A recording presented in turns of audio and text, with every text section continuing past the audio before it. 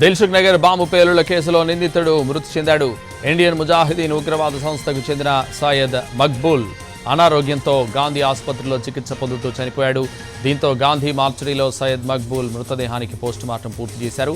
వెంటనే డెడ్ బాడీని కుటుంబ సభ్యులకు అప్పగించారు పోలీసులు. అటు దేశవ్యాప్తంగా పలు బాంబు దాడుల్లో సయ్యద్ మక్బూల్ హస్తం ఉన్నట్టు గుర్తించింది ఎన్ఐఏ. దీంతో దిల్సుఖ్ నగర్ బాంబు పేలుళ్ల కేసులో జీవిత ఖైదు కూడా విధించింది ఢిల్లీ కోర్టు.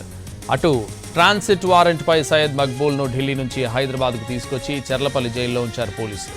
అయితే అనారోగ్యంతో సయ్యద్ మక్బూల్ చనిపోయాడు.